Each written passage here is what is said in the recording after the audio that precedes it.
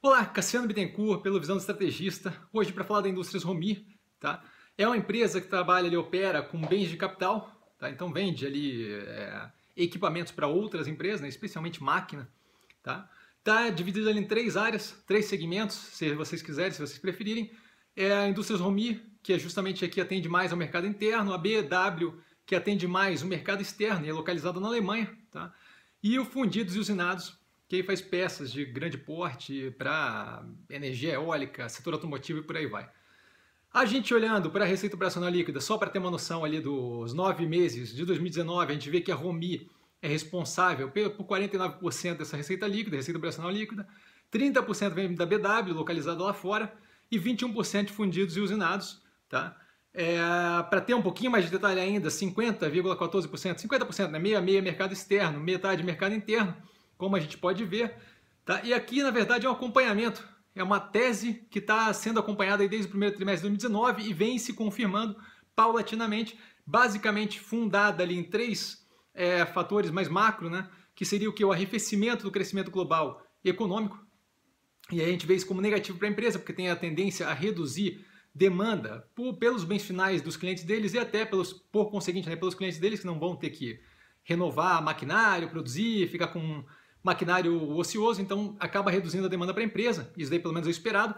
E aí mais dois fatores que estão meio que interligados, que é a abertura econômica no Brasil, que deve gerar o quê? Um aumento da competitividade para o mercado nacional, para o mercado interno, especialmente ali na área da Romi, tá? E a melhoria e aceleração da economia brasileira, que deve gerar justamente o efeito contrário. Então esses dois linkados aí têm vetores diversos, um deles é positivo para a empresa, o primeiro é negativo para a empresa, o segundo é positivo para a empresa, e aí acaba que a gente não sabe ainda para onde é que vão esses vetores, né? Então a gente tem ali, em geral, vetores em direções diferentes, tá? E intensidades diferentes, e a soma a gente vê aí se confirmar, tá?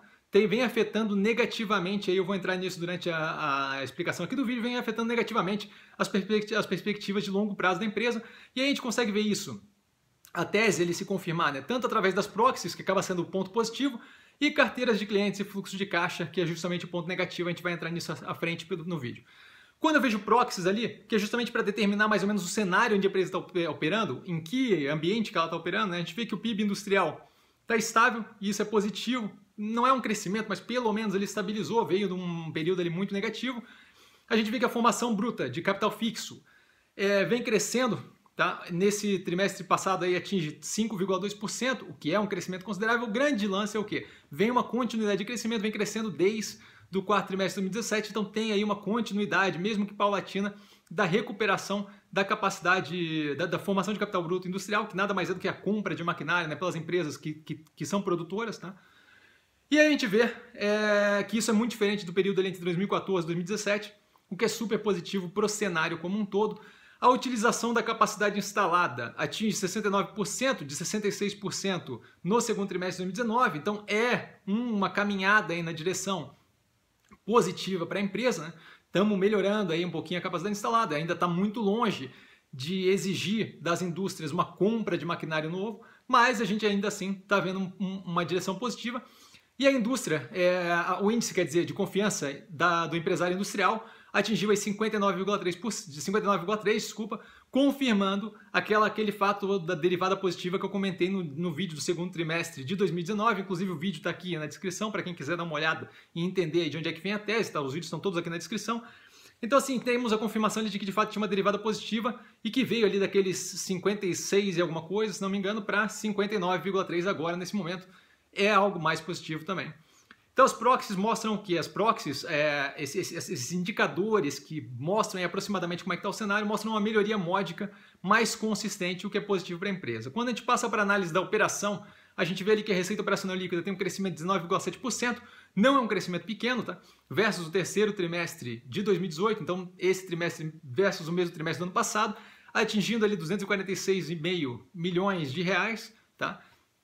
Esse crescimento é mais forte na BW, que é lá fora, 52,3% de crescimento ali no faturamento, na receita operacional líquida dela, ou faturamento, se a gente quiser chamar, e a fundidos e usinados ali serve como um ponto para a gente observar, com uma queda de 11,2%, tá? Em especial pela redução da demanda aí de peças de grande porte, e em especial, para ser mais específico ainda, por causa da queda de participação que eles tiveram ali da indústria eólica, que reduziu consideravelmente a demanda já vemos sentindo, a gente já vê ele sentindo isso há algum tempo já, mas só para a gente ter ali a título de curiosidade de conhecer um pouquinho melhor a empresa, né? Quando a gente vai para as margens, elas estão aí retornando a níveis bem positivos, então a gente vê ali no consolidado, margem bruta indo de 29, atingindo aí 29,6% nesse trimestre versus 29,4% no terceiro trimestre de 2018. Esse nível de margem desse trimestre agora de bruta é o maior desde o início da série, que a gente tem aqui medido. Então, assim, é bem positivo, estamos no terceiro trimestre bem positivo. A margem operacional atingiu 11,1%, comparada com 7,5% no terceiro trimestre de 2018, segunda maior margem da série, também positivo, vem para reforçar esse momento positivo da empresa. A margem EBITDA 14,4% versus 11,6% do mesmo período do ano passado, terceira maior margem da série, e a margem líquida não é a quarta maior margem da série, calma, não vamos assim na sequência, atinge 11,3% versus 7,7%, também versus o terceiro trimestre de 2018, né, também a maior margem da série que a gente tem medido aqui. Então, assim, mesmo com a sazonalidade do quarto trimestre que tende a ser melhor, ela tende a ir melhorando, né? Do primeiro trimestre ao quarto trimestre, ela tende a ir melhorando trimestre a trimestre, devido à sazonalidade. Mesmo assim, a gente ainda tem algumas margens ali nesse terceiro trimestre brigando ou como melhores da série medida. Então, a gente vê que é um momento positivo para a empresa. Quando a gente entra no por segmento, só para ter uma noção, a gente vê que nos últimos 9 meses, ou seja, 9 meses de 2019, a margem EBITDA ajustada atinge ali 11,3% na Romi versus 12,2% nos 9 meses do ano passado, tá? Nos primeiros 9 meses do ano passado. Então tem meio que uma estabilidade, então ela deu uma recuperada, hein? A BW atingiu 1,1% versus negativos 2,4% nos 9 meses de 2018, então tem uma melhora. E a fundição e usinagem, especialmente por causa daquela questão de grandes peças e eólica, a gente vê ali que atinge 1,2% de margem EBITDA versus 11,6% nos 9 meses de 2018. Então, assim, uma piora considerável nesse setor, que é responsável por menos faturamento, mas de qualquer forma é algo que é bom a gente sempre manter ali no radar para observação, tá? Nem que seja para, caso tenha aí um levante no setor eólico no Brasil, que a gente vê que é um setor que está bastante em voga, pode ser ali algo que a gente veja como positivo para eles, tá? Então, assim, claramente um ótimo resultado. O quarto trimestre de 2019, na minha opinião, deve ser um resultado ainda melhor. E aí você me pergunta por que a visão negativa, né? E aí um dos fatores principais para a visão negativa, que vai afetar justamente o backlog e os pedidos ali, é o quê? O ciclo de produção da empresa é longo, tá? Quando a gente vê ali a BW, isso daí é informado inclusive pela diretoria na teleconferência, a gente tem ali os pedidos dela são atendidos, são terminados, né, são entregues para o cliente em aproximadamente 12 a 18 meses. Então, a gente tem um ciclo longo para a produção, o pedido que está entrando hoje vai ser entregue e gera faturamento daqui a uns 12, 18 meses, ou pelo menos grande parte do faturamento, né? Os fundidos e usinados oscilam muito, mas está ali numa média de mais ou menos 90 dias para entrega. E o Romi, pesados até 12 meses de produção ali para entrega final. E o alto volume, as peças de alto volume, as máquinas de alto volume até entre 60 e 90 dias. Então a gente vê que a empresa tem um ciclo consideravelmente longo para a produção. Então o resultado que a gente vê, na verdade, é fruto de um backlog construído e dos pedidos recebidos há algum tempo atrás, tá? Então isso daqui nada mais é do que o recebimento daquela produção que foi encomendada e contratada há algum tempo atrás. O que me preocupa é justamente a continuidade disso, especialmente quando a gente olha o backlog daqui a pouco, e também o fluxo de caixa que eu vou avaliar mais tarde, e aí eu vou explicar para vocês o porquê que me incomoda, tá? Então, falando em continuidade, a gente vê ali que o backlog e a entrada de pedidos piora consideravelmente, tanto comparado com o terceiro trimestre de 2018, quanto comparado com o segundo trimestre de 2019, tá? A gente tem uma redução forte nos pedidos e uma redução forte no backlog, tá? 2 dígitos a gente está falando aí. E isso daí é justamente a plantação dos resultados futuros. E aí é que eu vejo o longo prazo ser afetado negativamente de forma forte, tá? Por exemplo, uma redução ali de menos 50, uma redução de 53,1% nos pedidos da BW que a gente vê ali, para pensar como exemplo, a gente vê ali que é uma redução de aproximadamente 53,1% do esperado, do faturamento esperado, tá? Da BW no futuro, que se representa ali hoje em dia 30% da receita operacional líquida, para os próximos 12 a 18 meses. Então a gente já vê aí uma queda que agora não vai ser sentida, mas vai ser sentida no futuro, se isso daí não acelerar e não subir, né? Não reforçar, não começar a entrar mais pedido. E isso daí vem justamente para suportar aquela opinião de que a soma dos vetores ali da tese de investimento acaba sendo negativo para a empresa. Tá? O endividamento, passando para frente, aí, não preocupa, a gente está ali com caixa líquido de 15,8 milhões de reais, isso obviamente graças ao recebimento ali, ao encaixe, né, do ICMS e PIS/COFINS, o processo que eles ganharam de 88,5 milhões. De qualquer forma, não deixa de dar um respiro para a empresa, tá? Uma respirada, hein? E aí a preocupação é justamente com o fluxo de caixa operacional, fluxo de caixa em geral, mas operacional especialmente, tá?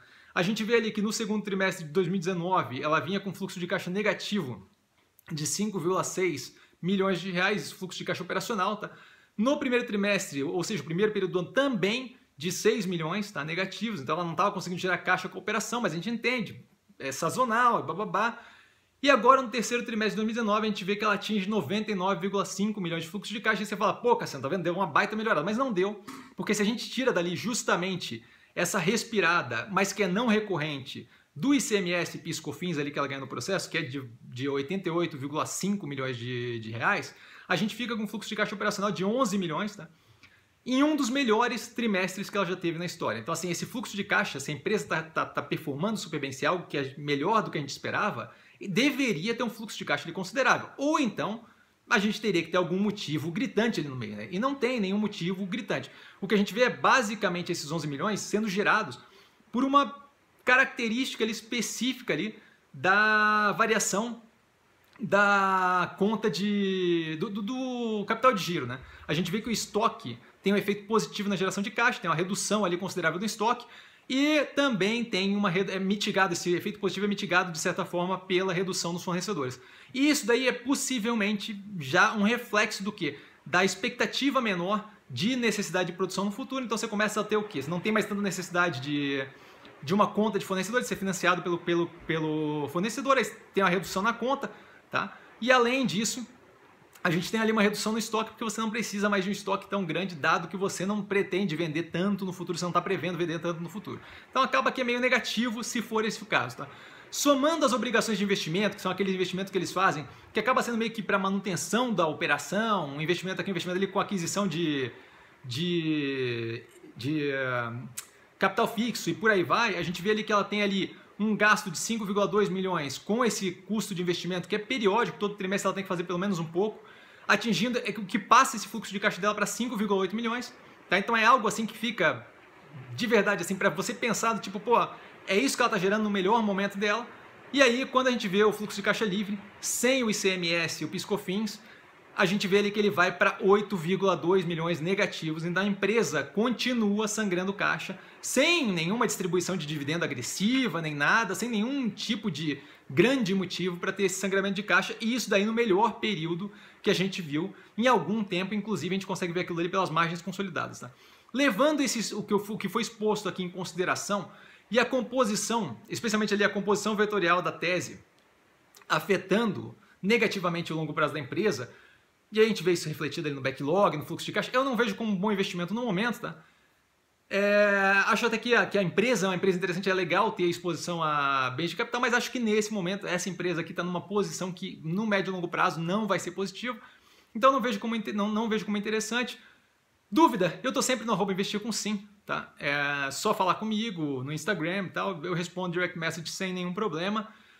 E por hoje a gente fica por aqui. Vale lembrar que quem aprende a pensar bolsa opera com mero detalhe. E até a próxima análise.